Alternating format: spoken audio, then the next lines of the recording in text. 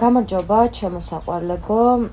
იცით რა არის ეს ვიდეოც შეიძლება იყოს კონტექსტიდან ამოგლეჯილი, იმიტომ რომ გარკვეული ადამიანების ისე ვთქვათ წრეს შეეხება. დღეს შევესწარი ძალიან შემზარავ და უსიამოვნო ინციდენტს და თუ ახლა ასეთი ენით მოსაუბრე ადამიანი მისმენს, თუ ენერგეტიკული რჩევა არ გაითვალისწინა, მინიმუმ ცხოვრებისეულად გამოადგება, რომ პიროვნებად შედგეს, იმიტომ რომ ასეთი ენით და ამ ფორმით საუბარი მით უმეტეს მანდილოსნისგან არის წარმოუდგენელი, თუმცა მამაკაცებსაც მინდა ორიოდე სიტყვა ვთქვა, ამიტომ ძალიან გთხოვთ, რომ ბოლომდე მოусმინოთ ამ ვიდეოს, განსაკუთრებით ახალგაზრდა თაობა. იცით რა, ახლა ლენინის ხნის ნამდვილად არო, ჩემ ხელა ყვავი აღარ დაფრინავდეს და ქვა აღარ დაგორავდეს და არც კარგად შენახული ვარ ნავტალინში ეგრეთ წოდებული, ხო, მაგრამ ჩემ ბავშვობაშიც იყო სიტყვა ბილწობა, გინებაც იყო, მაგრამ ბიჭები, რომლებიც იგინებოდნენ გოგოების თანდასწრებით, მინიმუმ ჯერ წინა სიტყვაობა ქონდათ ბოდიში და აგრძელებდნენ, ან საერთოდ არ იგინებოდნენ და ვინმეს თუ ცუდი სიტყვა გაძვრებოდა, ესე რომ ვთქვათ, ვიღაც აუცილებლად ეუბნებოდა, რომ ხო არ აფრენ ბიჭო, გოგოები არიან, რანაირად საუბრობ. ცუდი სიტყვა ვის არ უთქვამს და ვის არ შეუგინია, ალბათ ერთეულებს, ხო, მე ნამდვილად არ დავიწყებ აქ რაღაც წმინდანის თამაშს, ანგელოზი არც მე არ ვარ, ძალიან ბევრჯერ მithქვამს საშინლად ცუდი სიტყვაც და შემიგინია კიდეც, მაგრამ გააჩნია ხალხო ამას სად და რა ფორმაში აკეთებთ, მით უმეტეს გოგოები. ჯერ აი ბიჭებზე მინდა ამ ტიპის გინებაზე ვთქვა, ხო? აი ჩემ დედას და მოკლედ რა, იწყება მერე იქ არმაგედონი და კამასუტრას ყველა პოზა და დედებში ატარებენ ოფიციალურად ოლიმპიურს. ხალხო, თქვენი სიტყვა იმდენად უნდა ფასობდეს, ჯერ ერთი, რომ არც ფიცება, არც დაგინება, არც შეგინება და არც ვენების ხსნა არ უნდა გჭირდებოდეთ, ანუ იმდენად არ უნდა გაუფასუროთ თქვენი ხო და არა, რომ მერე ამდენად რადიკალური, ესე ვთქვათ, მტკიცება გიწევდეთ თქვენი სიმართლის ან სისწორის, მოდი ესე რომ ვთქვათ, ხო? მერე მეორე, აი წარმოგიდგენიათ მაინც, რასაც თქვენ პირიდან უშვებთ, აი ჩემი დედა და ხო ხვდებით რას გულისხმობ. აი ვიზუალიზაცია ოდესმე გაგიკეთებიათ მშობელ დედასთან მიმართებაში, რა ტექსტს უშვებთ საინფორმაციო ღრუდან? აი წარმოიდგინეთ, 2 წამი დაფიქრდით და წარმოისახეთ ის ტექსტი სცენად, რასაც თქვენ ყოველდღიურად ყოველ სიტყვასა და სიტყვას შოა იყენებთ. და ყველაზე შემზარავი ფაქტი, რამაც შემაძრწუნა, ძალიან იშვიათად მიკვირს რაღაცა, ძირითადად მე მიკვირს სამბოლო დროს ადამიანობა, სიკეთე და კარგი ქმედებები, ცუდი ვიძახდი, რომ აი რა უნდა მოხდეს, რომ გამიკვირდეს თქო, 2 ულამაზესი სიფრიფანა ბავშვი გოგო.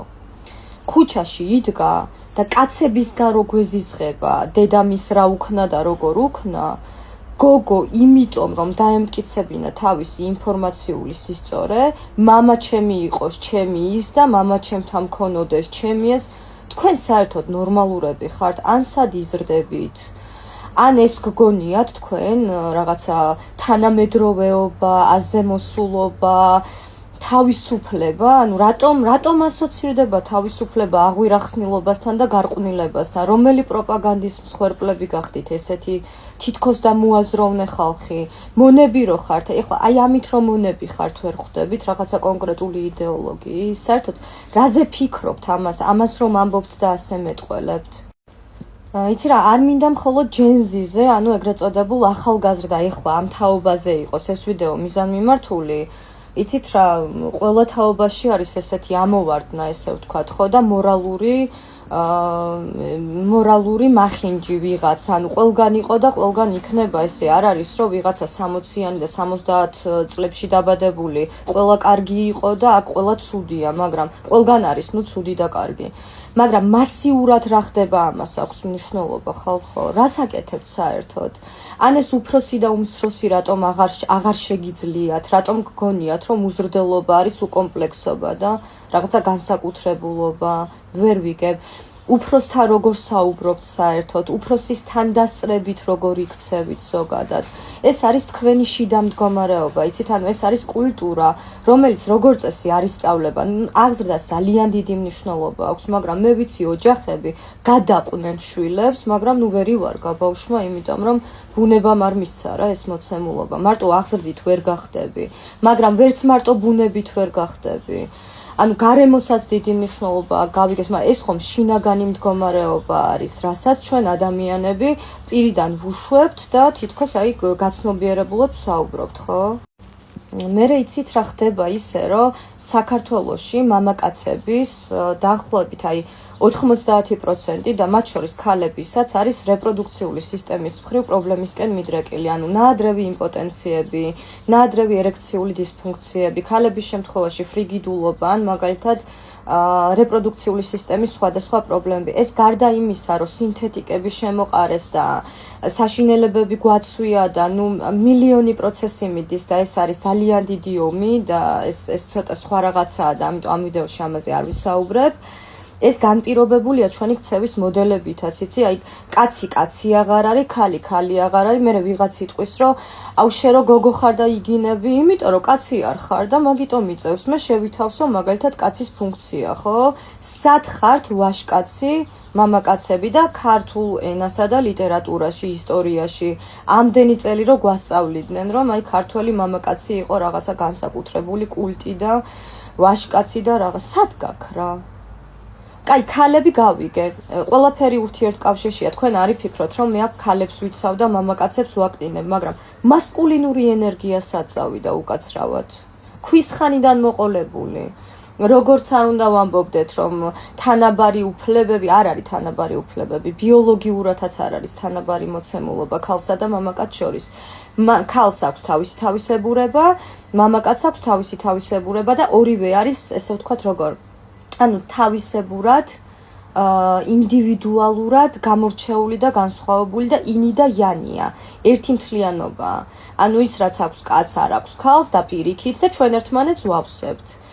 სად ჩამოინგრა ეს ფაზლი, უბრალოდ ვერ ვხვდები და თუ ჩვენ ვიღაცა ძველგაზრდა თაობა, რომლებიც შეიძლება ჩარეცხილები და ჩამოწერილები ვიყოთ ახალი თაობისთვის, ჩვენზე უკეთესი ვერსია.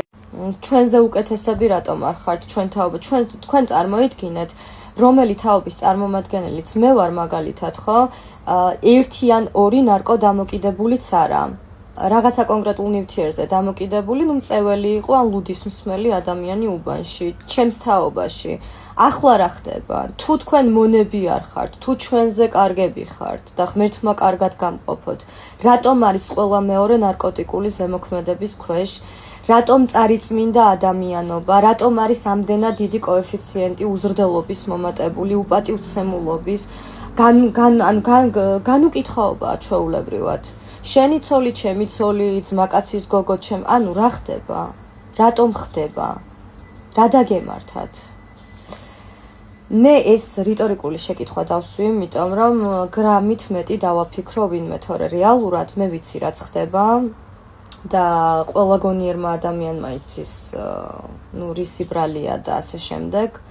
უბრალოდ მეგობრებო, მე ამ ვიდეოთი მინდოდა დამეფიქრებინეთ იმაზე, რომ თავისუფლება, თავშეუკავებლობა არ არის, ბოზობა და აღვირახსნილობა, ბოდიშს ვიხდი ამ გამოთქმისთვის, კარგი ტიპობა და უკომპლექსობა არ არის, უზრდელობა არ არის, კიდევ ერთხელ ვიმეორებ, თავისუფლება.